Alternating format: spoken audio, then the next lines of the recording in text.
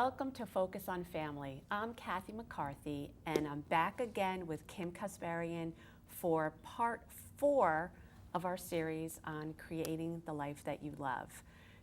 It's been awesome, these last 3 series that we've done, and tonight we're going to be talking about money. So welcome back, Kim Kasparian, to our show. Thank you for being here again. Excited to be here. So this show is about money. Money. It's all about the money, All honey. about the show me the money. Show me the money.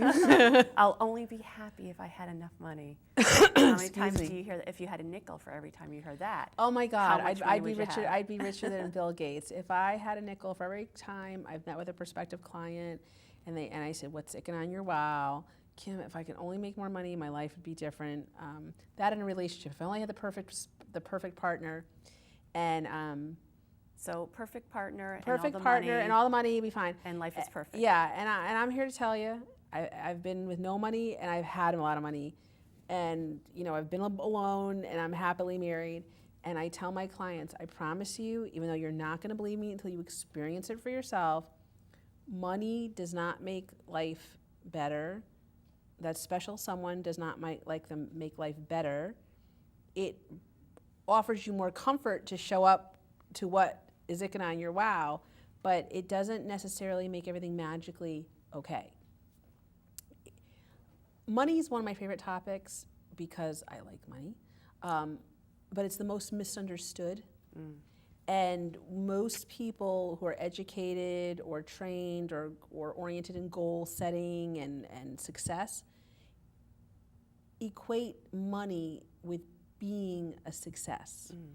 Which is great because money is a marker. Money is you can measure money, you can touch money, but what happens when the only benchmark for success is money, when you lose it, when something happens to it, what happens is everyone's self-worth and self-value goes down, and when you start measuring yourself by your checkbook or the lack of zeros in your business account or personal account, that's where the problems come in. I love my dad is doesn't say a lot, he talks a lot, jokes, but when he says something of value, it's like a priceless gem. And I can remember when I was working for the money and stressing about the money and sacrificing myself about the money. And he says, Kim, I remember I was in a job at the time, and he's like, you're talking about this job like a bad marriage. And he goes, sanity has its price. And he goes, if it's all about the money and you sound and look like this, and I was making good money. And he's like, is it really worth it? So I remember that was a good piece of advice. He goes, and another thing that my grandfather taught me when I was getting all wrapped up in, I'm not doing this, I'm not doing that, I should be. He's like, Kim, remember one thing. You came into this world naked, you're going out naked. I like that. You're not bringing it with you. Right. So, if you're not happy here, you're not going to be happy wherever you're going. Yeah. So it was like, oh, okay. So at the same time, money does make the world go round. Try to do it in this society, without it. I like to equate money 2 ways, because everyone's a different way. Either money is like a lover or spouse or your best friend, that personal, intimate relationship, or money is like a child. Think about how you would show up to your best friend, your beloved spouse, a lover, that intimate, special someone. If you didn't show up to them every day and nurture that relationship and get to know what they liked, what they didn't, and keep yourself with the way you do and keep your relationship the way it is, would you still have that relationship? No. Okay, so you got that, Same right? with money, yeah. Now, for people saying, okay, Kim, too many issues there, okay, think of money like a children, because I say money is like children. They all like to hang around together. They all can create, they can be heaven or hell on earth. And when they're not there, you miss them. And when they're there, they're a lot of freaking work, right?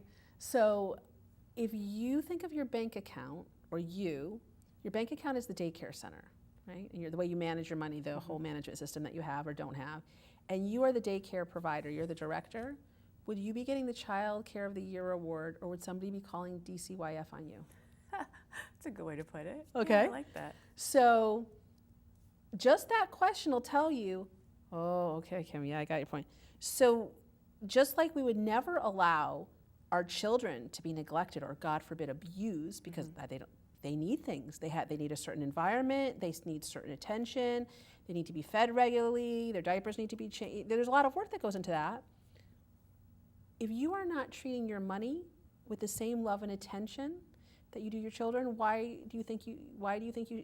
are you surprised you don't have it? Okay? Or, okay, my money's locked up nice and tight. Okay, like, I know where my money is. I know it's 10 o'clock. I know where my dollar. Okay, I know where my children are. I know where my money is. But it's kind of neglected. Or you never let it out. Like some people like to save and hoard. They pinch every penny. Right. If you never let your children go out and experience the world, if you never let them out of the house, how are they going to be a productive member of society, right, and function on his own? The neat thing about money in my world is that the cool thing about it is it doesn't take 30 years to raise. It can work for you in a lot less time, and it takes care of you faster and better than any child of your own ever could. But it has needs. What are those needs? Money needs to be, the only two things money wants is to be respected and be trusted. That's all money needs. Money wants to work for you. Money wants to take care of you. And money knows how to attract money. I kind of, even if you have $1, so people think, well, when I have money, I challenge them on this all the time. When they come to me with a money issue, when I have money, I'll change. I go, you need to make these changes. Well, I'll make those changes, Kim, when I get the money. Like, it doesn't work that way. If you cannot manage a dime, you'll never be able to manage $1. And we've all heard of this. Oprah, God bless Oprah. I'm dating myself. Phil Donahue, Maury Povich. They've all done series on poor people who've won the lottery. They go from rags to riches. And where are they a year later? And they, oh, Maury, yeah, I didn't know how to manage it. I made bad decisions, or I spent it. And now I'm even broker than I was before I won the lottery. If you desire and or require larger amounts of money and you want to enjoy money and all the things that money can afford you, you need to be willing to be a good steward. The word steward. If you don't know what a steward is, look it up. I use that word purposely. A steward is a caretaker, okay? You need to be a caretaker of that money and give that money the trust and respect it needs to go out and attract other money. What I love about money is it doesn't take a lot of it to create itself. If you put $1 or 2 quarters in a space, whether it's an account, whether it's your money jar, it has its own language. It starts to talk to each other. And if you, it does. I have a thing I'm going to create called duck management. It's like money's like ducks. It's like they all fly over, but like little air traffic controllers. If you tell the ducks where to go, they fly in. If you don't, they get other ideas, they go to someone else's pond. So you create a money magnet, whether it's $1, whether it's $1,000, whatever you have, you put it in a CD or a jar or your drawer. I always tell everyone to draw to start with. And it's your money magnet, and it's where that money intention is to talk to other money. And what you find is, if you're showing respect to that $1, $1,000, whatever, money seems to talk to each other and said, hey, you know what, I got a good situation here. They take care of me. They show up to me. They respect me. I think you should come hang out with me in this pond. And you find money start showing up to you, whether it's you find money on the street, you get a bonus at work, you get an inheritance. All of a sudden, all you see is opportunities to make money. Another thing that people don't know about money, and because of my little savers, all my little savers and my hoarders, or you're afraid to spend, or should I spend it or not? And I love my savers, but I'm going to get killed for this. But savers have a scarcity mentality. Right. Okay. I have family members who are great savers and grew up in the Depression, but here's the deal: if money is to grow, it has to flow. It has to circulate. Okay. One of my other genie-isms is money's like a shark. My sharks scare me. But most people know that sharks actually never stop swimming, even when they're sleeping, because they can't. If they stop swimming, they're dead. They can't. That's the way how their circulatory system works. Money always needs to be in circulation. But when we're scared, we hold back, and we don't put it out there. If your money doesn't go out, it can't come in. Now the spenders are saying, yay, well, wait a minute. If you're always spending and you can't get it in fast enough, you lose your money magnet. You know, it's like your money, you never leave your wallet empty, even if you have $1 tucked in the magic dollar. Yeah. Or something, because the minute there's 0 times 20 is still 0. 0 times infinity is still 0. Even if you have $1, you have something. That dollar can be duplicated. So it's really important to understand the importance of keeping money with you, but also letting money flow and circulate. So I can give you specific tips, but you have to understand that about money. And I'll So tell you, there's a balance between saving. ask and receive. okay. Ask and receive. You don't ask, you can't get nothing. If you don't receive nothing, you have nothing to give. So it's like this. So I'll give you an example. A very dear friend of mine, have been more years than I can't count, but I remember back in the day, professional organizer, very well-known professional organizer. And she was saying, Kim, money is so tight right now. And she was like really stressed out about money. And I'm like, okay, I'm listening. And she's like, what can I do? You're the genius of the genies. And you know, I said, okay, you really want money? She's like, yeah, I do. I said, you need to give money away. She's like, what? Have you not been listening to me? She's like, Kim, what? I said, she's like, I give away my time. I volunteer. I said, that's why you're so good at it. I pay you to organize me and time. I said, because you give it away, so you have all this. She's like, but I said, Anita, I said, do this for me. And she's like this. I said, this is your problem. Your hands are closed. You're so gripping, and it's not even enough, so it's not going to save you. And here I am, the universe, and I took money out, and I said, I want to put it in your hands. And I go, okay, she just give it to me. I said, where? I said, you're holding on to that dollar. I can't give you all this. And she goes, oh. I said, the way money works is you have to open your hand, but it'll go away. I said, I know, it has to go away. It has to go, and you have to feel the void. And what you don't realize about money is the same thing as success in every area of your life. The universe abhors a vacuum. Because you let it go, there's a room for more, and then it puts because you don't want that. It's not, you're saying this isn't enough. I don't want it. Okay, take it away so you can have what you need. I said, I'm not asking you to give away $10,000. Now, when you say give it away, what do you? She was so scared about the money that she wasn't spending. She was like this. I said, go give away $1. I said, I know money's tight, but you've got $1 in your purse. I go give $1. I don't care if it's a homeless person. You go give it to church, somewhere where you could it's not going to ever benefit you. I said, just go and just do that, for 7 days, and just watch what happens. And I said, no giving time, because she used to barter and volunteering. I said, that's not it. That's why you're so known to help all of us with our issues with time. You need to give away money, because right now you're not letting your money flow, so it can't grow. She walks around, it's been many years later, she's like, and she goes, Kim, I opened my hand and money came. And clients are coming. And she was like, oh my God, this is it blew her mind. And she's a dear mentor. She was one of my mentors in a very difficult time in my life. And she tells people, I've never forgotten what Kim told me. When you need money, open your hands. But that's counterintuitive to how we feel. Right. And so for people are going, okay, I don't get it. Here's the deal. It's not all selfless and spiritual and Mother Teresa, God bless Mother Teresa. It's about because the only reason why you would give that money away, all my little Grinches out there, okay, is because you believe and trust that it's going to come back with 10 of its friends. That's the whole thing. When you put money out there, it comes back with 10 of its friends. If you did not believe or trust that, why would you give away your last dollar? Right. So it's not so much of oh, here you go. It's you're putting it out there. Think of it like a fishing rod. Now, what about the intention behind it? Are you giving it out because you know you're going to get 10 in?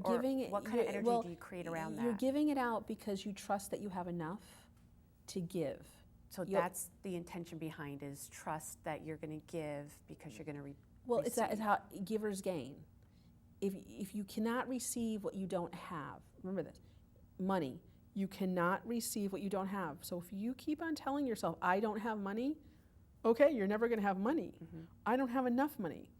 I can tell you, I've made I've had experiences where I've had no money, like no money coming in, and I've had the experience of making, 6, 7 figures a month.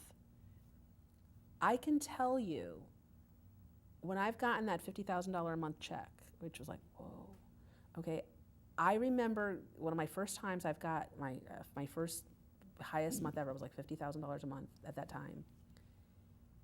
The minute I got it in my hands, and I'm like, oh, I've never done this before. I'm like, wow, like, whoa. Immediately my mind went to, well, that's not enough. It's more money than I made in a year. And I'm like, how? The first year I made $100,000. I didn't understand how people can go broke. And then I'm like, where's the money? So, and I had that problem when I was a kid, making only $200 a week. When I was a college student and a young person making $2,000 a month. And then here I am making $50,000 a month, more than I've ever made in my life, and it's still not enough. So it's not about the money. It's about the relationship. And then when I did the work that I'm sharing with everybody, I realized I don't trust money. And I did the lineage of where that came from. Where did I learn not to trust money? I like money, but I don't trust money. Okay, well, why do you have is it a surprise that you have an issue with money? Because what are the two things money requires? Trust and respect. And then there were times in my life where I didn't respect the money. How do you respect money, right? I'm probably thinking, how do you respect money? Respect what you have. So let's say, Kim, I only got $2. Okay. Go into your wallet. Susie Orman's talked about this. It's true. She always says, I can tell if somebody who has money doesn't by the way they carry their wallet or how they carry their purse. If your money's all scrunched up, if you stuff money in pockets and you don't know where your money is, you don't respect money. Money won't respect you. Take your dollars, flatten them all out. Make sure they're all facing the right way. Make sure they're in whatever purse or wallet you used, they're all in there. That if I ask you at any given time how much is in your wallet, do you know? If I ask you where your children are, you know. If I ask you how much money you have in your wallet, you don't know. I ask my clients, how much money do you have in the bank? I don't know. Why don't you know? Those are like 1,000, 20,000 children. You telling me you don't? You have no idea where they are. Like your children are home. You don't know where they are. Oh, I always know where my children are. Like, that's right. 10 well, what? p.m., where's your money? Right, exactly. So balancing your checkbook to the penny, knowing at any given day, because the bank can make a mistake, they can make an honest mistake. Your bills, are they all over the place? Or do they have, and I'm not the most organized person, and I'm a creative, so I have baskets for everything. You'll never see everything, lined up, but they're in one basket, they're in one place. If I need to pay my bill, I know where it is. If I get my deposits, because I've run my business, I have one place, it's a basket that I know. I might not know what's in there, but I know it's there. Fun. We talked in the last series, fun. Many people who have money issues don't spend money on themselves. They'll spend money on everyone else. Right. They'll focus on the basics, but they don't allow themselves what you might call the luxuries. Okay, whatever luxury is to you. I said earlier when we started the program, money deeply desires to serve you, deeply desires to take care of you, and give you the comfort and the experiences that you desired to experience before you left this earth. If you don't allow it in, you're not allowing it to serve you. So through my own studies and mentors, T. Harv Eker, he was the author of Millionaire Mindset, helped me a lot with my issues with money. Because since I was a kid, I made a lot of money. Keeping money, different story. So I found what my dysfunctional relationship was to money, and so he helped me do that. And he taught, and at the time we had just been embezzled for millions of dollars, so all my money was gone, and it was a horrible time. He said, I don't care if you have $10 or you have $10 million. You need to learn how to play rich. So he gave us an exercise to do. He goes, from now on, he goes, when you go to a restaurant, he goes, mostly people go with where they can afford. He goes, I want you to go to the most expensive restaurant that in your neighborhood, whatever has the food that you like. And if you only have $10, go to the bar and buy a drink and sit in that chair and feel what it's like to be in a high class, nice restaurant. Or if you got $20, buy a dessert. Or share a dessert, I don't care. And he goes, learn to feel comfortable around opulence. He goes, if you have you want to rent a boat, he goes, don't rent the dinghy boat for the day. He goes, rent the big boat for a half an hour and learn and get comfortable what it's like. Right. He goes, go to the fancy restaurant, order chicken, I don't care. But he goes, once you start thinking you can't have, he goes, you've lost it. Right. When you think it's for other people and not for you. Not for you. What are you doing? You're Right. saying, oh, pass me by. Oh, money, yeah, great, keep on going. So, and at that time, I was really, my beliefs were challenged about a lot of things. And, I had what I had, I didn't have what I had, and I didn't have a lot. But what I love about that time, because he helped me remember what I always knew, is that the great thing about money is there's always enough. And people want to go, really? Yes, there's enough money. Believe me, guys, even if you don't understand what I'm about to say, because the news, we're always hearing there's not enough money. There's enough money. Well, their marriage ends because of money issues. Relationships end, lives, people, the Depression of 1929, people killed themselves because their bank account went down to zero. Stress about money. I work with a lot of people who have issues around money because that's the pain that people come to me. Something changed about their money. Either they don't know how to handle the money they have, their money went away. And I can remember very dear, now she's become a friend, she was a client, she's a graduate of our programs. She called me, she lost her job. And she's the most positive, happy-go-lucky. She was literally beside herself with grief and ready. I didn't know if I had to take her to the hospital because I'm like, I've never seen you like this, what's going on? And this is beyond coaching.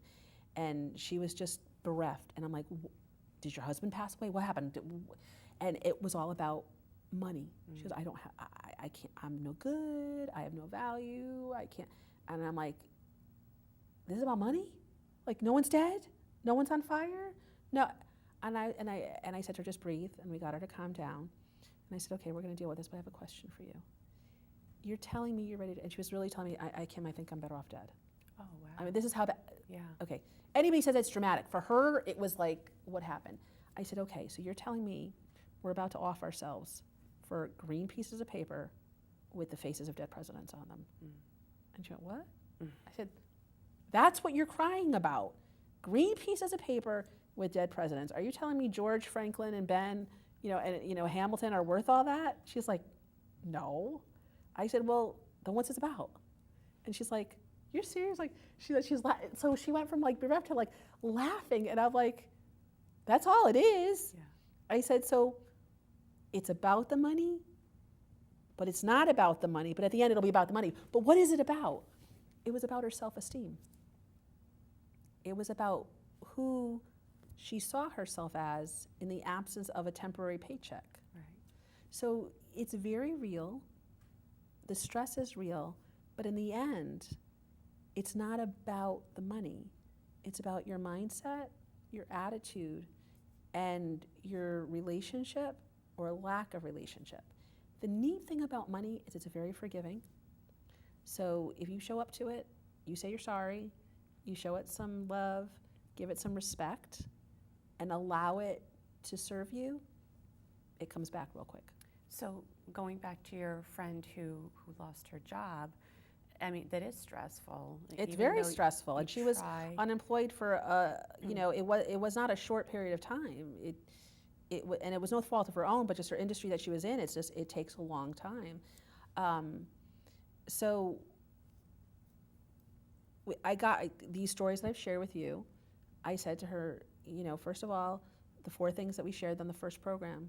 I said, I don't care what you have, what money you have, and whatever. And she was a long-time graduate. I said, remember what I taught you? She's like, yes, success is my birthright. I said, that's right. Money has nothing to do with that.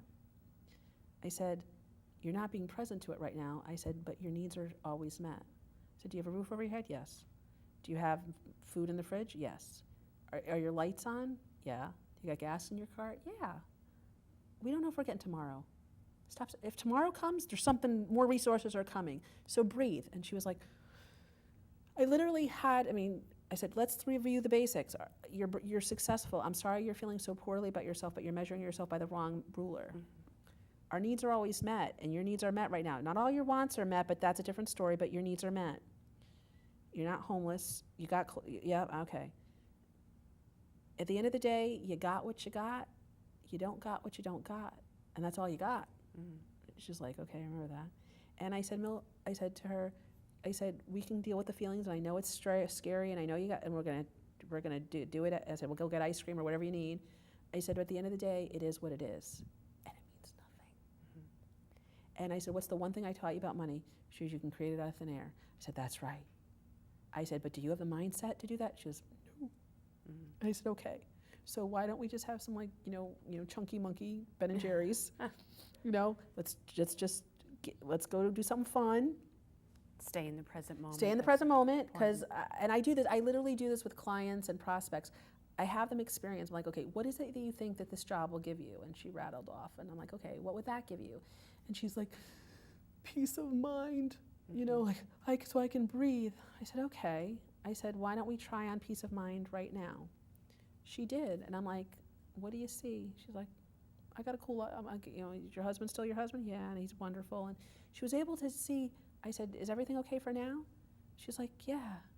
I said, stay there. I said, if we get tomorrow, which I haven't gotten the memo that we are, I said, something will come. And she lived in that space, and shortly after, she did get work. And, to her shock, it was like, Kim, even though I don't have everything I need, all the bills are getting paid, and money started to flow. And she survived. More than survived. That time, right. She thrived, and for her, and she's one of many, and I'm here living testimonial to this, is when you realize that your needs can still be met, even though money may not be as abundant as you would like, it sets you free. That's why we use the genie thing. Mhm. Because if you can unlock your genie, you're free. And once you're free, you can have anything. So we'll end on this, something for your people to think about. If success is my birthright, and I can have anything I choose at any time just because if I'm asking and willing and prepared to receive it, what is there to want? Mhm. What is there to worry about if everything can be mine just for the asking and the receiving of it? It's awesome. Okay? When people can come present to that, watch the money flow. Magic happens. Magic happens and money comes to you.